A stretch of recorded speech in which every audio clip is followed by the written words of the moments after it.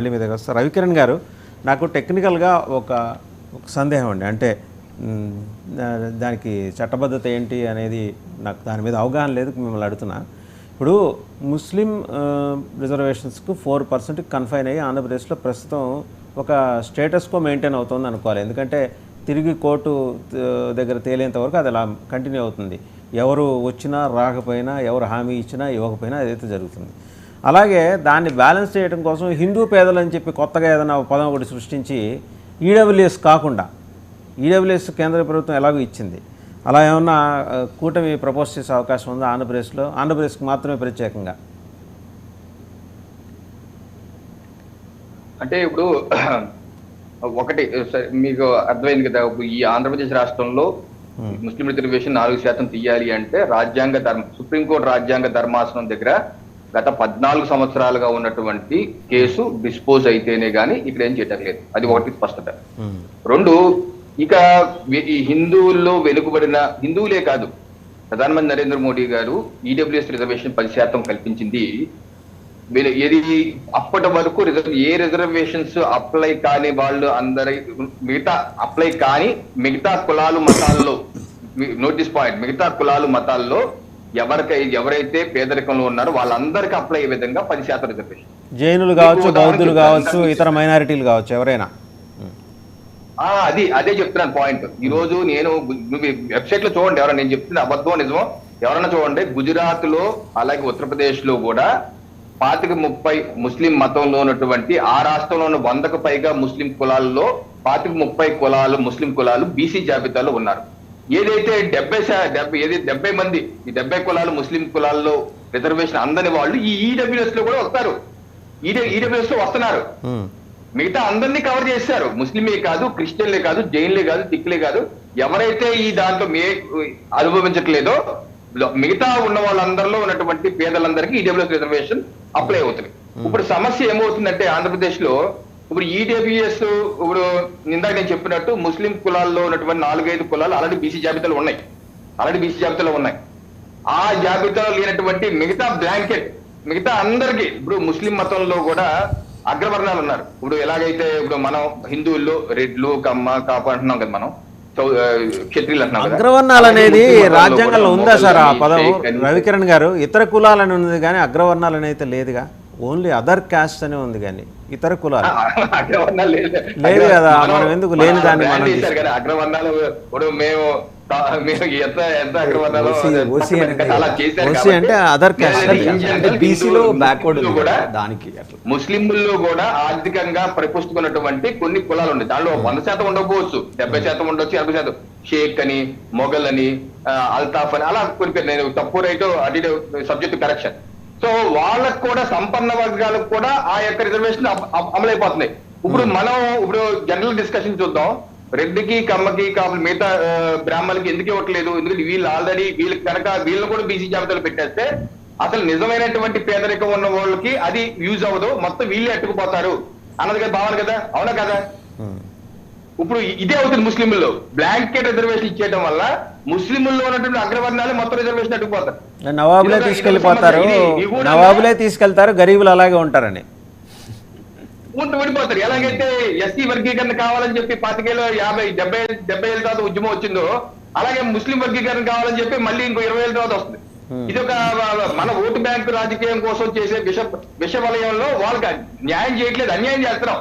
మీకు న్యాయం చేయాలంటే నిజంగా ఒక కమిషన్ ఏర్పాటు చేసి ఆ ముస్లిం మతంలో ఉన్నటువంటి నిరుపేదలను ఐడెంటిఫై చేసి గుజరాత్ రాష్ట్రంలో, ఉత్తరప్రదేశ్ రాష్ట్రం ఇస్తున్న విధంగా ప్రధానమంత్రి నరేంద్ర మోడీ గారు ముఖ్యమంత్రిగా గుజరాత్ లో ఉన్నప్పుడు కూడా 2011లో కూడా ముస్లిం మతానికి చెప్పినటువంటి 2-3 కులాలు కూడా కొత్తగా యాడ్ చేశారు బీసీ జాబితాలో. అలాగే యోగి ఆదిత్యనాథ్ గారు కూడా ఇటీవల వేరే కమ్యూనిటీ పేరు గుర్తురాట్లో వాళ్ళు కూడా యాడ్ చేశారు. నిజంగా న్యాయం చేయాలంటే అలా న్యాయం చేయాలి, అంటే కోనా న్యాయం కాదు. ఇంకొక విషయం, మీరు 1-2 సార్లు షెడ్యూల్ 9 గురించి చెప్పారు ఈ డిబేట్ లో. ఇది షెడ్యూల్ 9 లో ఏదన్నా పెడితేనంటే అది న్యాయ స్క్రూటినీకి, న్యాయ పరిశీలనకి ఇమ్యూనిటీ రాజ్యాంగంలో ఇవ్వబడింది.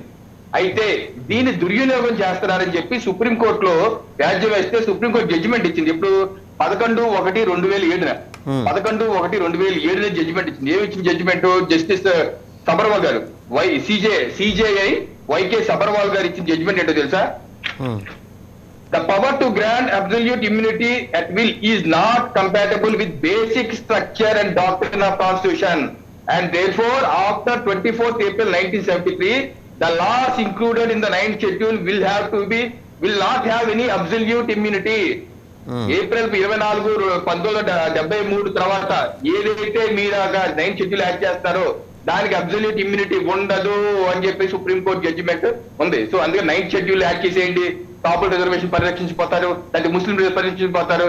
ఎన్ని ఏంటంటే కొంతమంది రాజకీయ నాయకులు కొన్ని పార్టీలు చేసే అసత్య ప్రచారాలు చేసి మీరు ఎలాగో కాపు రిజర్వేషన్ ప్రస్తావన చేశారు కాబట్టి నాది ఒక డౌట్. ఇప్పుడు ఈడబ్ల్యూఎస్ దేశవ్యాప్తంగా గవర్నమెంట్ ఆఫ్ ఇండియా తీసుకున్న పాలసీ, ఇట్స్ నాట్ బీజేపీ, అవునా కదా, భారత ప్రభుత్వం తీసుకున్న పాలసీ. దాన్ని 2 అంశాలు ఇందులో. ఆంధ్రప్రదేశ్లో ఆ ఈడబ్ల్యూఎస్ సర్టిఫికేట్ తీసుకుంటే 4 తీసుకోవడానికి కూడా పనికిరాట్లా, ఎవరు దాన్ని ఆనర్ చేయట్లా. ఆ అంశం పక్కన పెడితే, రెండోది అసెంబ్లీలో ఈయన తీర్మానం చేశారు, దీదాని చీఫ్ మినిస్టర్ చంద్రబాబు నాయుడు గారు ఇచ్చిన ఈడబ్ల్యూఎస్లో 5% కాపులకి ఇస్తున్నామని. ఇప్పుడు ఆ ఈడబ్ల్యూఎస్లో ఆల్రెడీ కాపులు ఉంటారు కదా, మళ్ళీ దాంట్లో 5% గవర్నమెంట్ ఆఫ్ ఇండియా ఇచ్చిన దాంట్లో 5% ఈ నెల ఇస్తారు. ఇచ్చేసి తీర్మానం చేసి వాళ్ళని ఏది ఒక ఇల్యూజన్లో పెట్టడానికి గవర్నమెంట్ ఆఫ్ ఇండియాకి అదే పార్లమెంట్కి పంపించారు. ఆయనకి తెలుసు, నోయింగ్ ప్రెట్టి వెల్ అది పార్లమెంట్ డెఫినెట్లీ అది రిజెక్ట్ చేస్తుందని తెలుసు ఆయనకి. చేసి పనిలో పని 30 మట్టి గవర్నమెంట్ ఆఫ్ ఇండియా మీద వేస్తే పోతుంది కదా అని చెప్పేసి, చూసారా మేము పంపించాం వాళ్ళు చేయలేదని. సాధ్యం కాని విషయం కదా. అంటే నేను రాజ్యాంగపరంగా సాధ్యం కాని అంశాన్ని ఆయన స్పృశించడం ద్వారా ఆయన ఏంటి రెండు అంశాల్లో గందరగోళం సృష్టించే ప్రయత్నం చేశారు. ఈడబ్ల్యూఎస్ అనేది ఎవరికి వర్తిస్తుందో తెలియకుండా చేయటం ఒకటి, రెండోది కాపులనేమో గాల్లో ఉంచడం, నేను కల్పిస్తే వాళ్ళు తిరగొట్టారని. నేను అందుకనే అంటున్నా, తాపకి 9th షెడ్యూల్ ఎందుకు తీసుకొస్తున్నా, మీరు చెప్పచ్చు ఏముంది మళ్ళీ అమెండ్మెంట్ మార్చుకుందాం, మీరు 370 మార్చలేదా, అలాగే మార్చుకుందాం, ఇంకోసారి మార్చి మనం 85-90% చేసుకుందాం, అప్పుడు అందరికీ వచ్చేస్తాయి కదా రిజర్వేషన్లు. చంద్రబాబు గారికి కూడా ఇబ్బంది ఉండదు, నేను అనేది అది, ఆయనకు కూడా ఇబ్బంది ఉండదు, ఆయన సౌకర్యంగా బయటపడిపోతారు.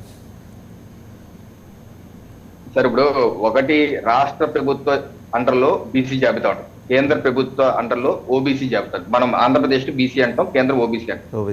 మన బీసీ జాబితాలో ఏ రకమైన మార్పులు చేర్పులు చేసుకుంటానికి రాష్ట్ర ప్రభుత్వానికి అధికారం ఉంది. దానిలో కేంద్ర ప్రభుత్వం యొక్క జోక్యం ఉండదు, వాళ్ళ యొక్క పర్మిషన్ అక్కర్లేదు. మీకు జీవి నరసింహారావు గారు 23/3/2022 పార్లమెంట్ అడిగిన ప్రశ్న, whether inclusion of caste in the state OBC list required central government or presidential order అంటే కేంద్ర మంత్రి గారు ఇచ్చారు స్పష్టమైన సమాధానం. ఎవరు? ప్రతిమా భౌమిక్ గారు. No sir, the state government is competent to make amendments in state OBC list following due process. రాష్ట్ర ప్రభుత్వమే వాళ్ళు డ్యూ ప్రాసెస్ ఫాలో అయ్యి మార్చుకోవచ్చు అని చెప్పేసి, దానిలో కేంద్ర ప్రభుత్వం అనుమతి అక్కర్లేదు చేయలేదు. ఒకవేళ 50% దాటారు కోర్టుకు వెళ్తారు, కోర్టు డిసైడ్ చేస్తుంది. ఈ రోజు కర్ణాటకలో చేశారు, కోర్టుకు వెళ్ళారు, కోర్టు స్టే ఇచ్చింది. అలాగా అనేక రాష్ట్రాల్లో చేస్తున్నారు. మహారాష్ట్ర మరాఠా అన్నారు, కోర్టుకు వెళ్ళారు, కోర్టు అందుకని సెంట్రల్ గవర్నమెంట్ యొక్క అప్రూవల్ కానక్కర్లేదు. ఒకటి ప్లాన్.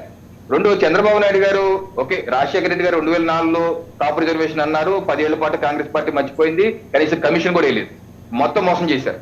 అలాగే చంద్రబాబు నాయుడు 2014లో కాపులకు రిజర్వేషన్ కల్పిస్తా ఉన్నారు, దానికి కమిషన్ వేశారు, కమిషన్ నివేదిక వచ్చింది, దానికి బీసీ ఎఫ్ అని పెట్టారు, ఎఫ్కి అయితే పెట్టారు కానీ మళ్ళీ కేంద్రానికి పంపించారు. కేంద్రానికి పంపక్కర్లేదు, అమలు చేసేయచ్చు. ఆ రకంగా ఆయన మోసం చేశారు. అమలు చేయకుండా కేంద్రం లూచుగా చూపి కేంద్రం మీద తోసేసి అదిగో 9th షెడ్యూల్ పెట్టమనంటే 9th షెడ్యూల్ పెట్టమని చెప్పి అలా మోసం చేశారు. లాస్ట్ ఎన్నికల టైంలో ఈడబ్ల్యూఎస్ వస్తే 5% ఈడబ్ల్యూఎస్ కోటాలో కాపులు పెట్టారు. అసలు అడిగింది ఏంటి? బీసీ రిజర్వేషన్ మేనిఫెస్టో పెట్టింది బీసీలు పెడతాను కానీ ఈబీసీలో పెడతాను కాదు కదా. అలా ఆయన ఏదో ప్యాసిఫై చేసే ప్రయత్నం, ఏదో మసిపూసి మార్గే ప్రయత్నం ఆయన చేశారు. జగన్మోహన్ రెడ్డి గారు ఉన్నది కూడా పోగొట్టాడు. కట్టుకుంటూ పోయింది గోచి కూడా లాగేసినట్టు ఆ 5% కూడా జగన్మోహన్ రెడ్డి గారు వచ్చి ఏదో బూత్ చూపించి ఎవడో కేసు చేశాడు అని చెప్పేసి ఆ బూత్ చూపించేది. కొన్ని రాష్ట్రాల్లో, ఇప్పుడు కొన్ని మహారాష్ట్రలో, గుజరాత్ లో అనుకుంటా, కొంతమంది పటేల్స్ కి వీళ్ళకి విడిగా 4% ఈడబ్ల్యూకి ఇచ్చారు. ఈ రోజు వరకు ఇబ్బంది లేదు. అంటే ముస్లింలకి 4% ఇస్తే ఈ రోజు వరకు స్టే ఆర్డర్ తో కంటిన్యూ అవుతున్నారు కదా. మరి కాపులకి 5% ఇస్తే ఈబీసీలో ఇక కోర్టుకి వెళ్ళినా కంటిన్యూ అవుతుంది కదా. ఇలాగే మీరు ఎందుకని మీరు తీసేశారు అంటే తీసేయటం ఒక కుట్ర.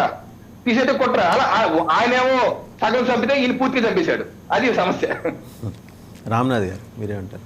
అదే నేనేమంటే సార్ అన్నట్టుగా ఇందాక రవికిరణ్ గారు అన్నట్టుగా కర్ణాటకలో కూడా మనం మొన్న జరిగిన అసెంబ్లీ ఎన్నికల్లో చూసినాం, మహారాష్ట్రలో కూడా చూసినాం. అంటే చాలా కులాలను ఓటు పరంగానండి లేదా సామాజికంగా వెనుకబడిన వాళ్ళకు హామీలు ఇచ్చేటువంటి క్రమంలో మేము రిజర్వేషన్లు తెస్తాము పెంచుతామని చెప్పి మాట్లాడడం దేశవ్యాప్తంగా జరుగుతుంది. రీసెంట్గా ఇప్పుడు ఏదైతే మతాల వారీగా మేము రిజర్వేషన్లు వ్యతిరేకమని మాట్లాడుతున్నటువంటి వాళ్ళు సూటిగా కూడా చాలా అంశాలు చెప్పారు. అంటే బీజేపీలోని కీలక నాయకులు కూడా ఏమన్నారంటే ఈ రిజర్వేషన్లను మేము టచ్ చేయమన్నారు. తను చాలా ఒక మంచి పాయింట్ నాకు బాగా అనిపించింది. ఏంటంటే ఈ మాట చాలా రోజుల నుంచి ఉంది. అంటే దేశంలో బీజేపీ వస్తేనే రిజర్వేషన్లు ఎత్తేస్తారు అనేది దాదాపుగా మనం ఒక 20-25 ఏళ్ళ నుంచి వింటున్నాం. కానీ ఈరోజు బీజేపీ వాజ్పేయి గారి పీరియడ్ అయిపోయింది, ఇందాక అన్నట్టుగా ఎన్డీఏ ఇప్పుడు మోడీ గారి టైంలో 2 టర్మ్స్ అయిపోయినాయి. కానీ దాన్ని ఎక్కడా టచ్ చేయడంలే. అంటే ఇప్పటికీ కూడా దేశంలో ఫలాలు అందనటువంటి వాళ్ళు చాలా ఇన్ఈక్వాలిటీ చాలా ఎక్కువైపోయింది, పేదరికం అయిపోయింది. కాబట్టి ఇంకా మనం పేదరికంగా పైకి రావాలి. కాబట్టి అవన్నీ మనం ఇంకా రీచ్ అవ్వలే. ఏదో అంబేద్కర్ గారు చెప్పినట్టుగా మనము సాధించేసినాము, రిజర్వేషన్ల ద్వారా ఫలాలు అందరికీ అందినాయి అనేటువంటి స్థాయిలో మన దేశం లేదు. కాబట్టి ఆ అంశాన్ని ఎవరు కూడా టచ్ చేసేటువంటి వాళ్ళు ఆ సాహసం చేయరు. కాకపోతే రాజకీయంగా ఓట్ల కోసం ఎన్నికల సమయంలో ఆ వర్గాలలో ఉన్నటువంటి ఓట్ల కోసం మాట్లాడడమే తప్ప ఇది చాలా సంక్లిష్టం. ఇందాక తను ఒక మంచి పాయింట్, నాకు చాలా వ్యాలిడ్ పాయింట్ అనిపించింది. అంటే ఈరోజు ఎస్సీ వర్గీకరణ చేస్తున్నాం, రేపు ఒకవేళ ముస్లింలకు రిజర్వేషన్లు ఇస్తే మళ్ళీ వాళ్ళల్లో ఏబీసీ అనేటువంటి కేటగిరీస్ మళ్ళీ వాళ్ళల్లో కూడా డిస్పారిటీస్ వచ్చేటువంటి అవకాశాలు ఉన్నాయి. కాబట్టి దీనిపైన ఒక పర్మనెంట్ సొల్యూషన్, ఒక అమికబుల్ సొల్యూషన్ కావాలంటే ఖచ్చితంగా ఏదైనా మంచి సుప్రీంకోర్టు జడ్జెస్ కానీ రిటైర్డ్ జడ్జెస్తో ఒక కమిటీ వేసి దేశవ్యాప్తంగా ఒక పులి స్టాప్ పెట్టేటువంటి ప్రయత్నం బీజేపీ చేస్తే బాగుంటుంది తప్ప ఇలా ఓట్ల కోసం ఏ రాష్ట్రంలో ఆ రాష్ట్రంలో నాయకులు మాట్లాడుకుంటూ పోతే ఇది కేవలం ఓట్ల కోణము పొలిటికల్ కోణం చూడాలి తప్ప చిత్తశుద్ధి అనేది ఎక్కడ అనేది నా భావన. కిరణ్ గారు. సార్, ఈ రిజర్వేషన్స్ అనేవి ఎన్నికల కోసం మాత్రమే కాకుండా దీనికి అర్హులైన పేదలు అంటే అన్ని కులాల్లోనూ ఉన్నారండి.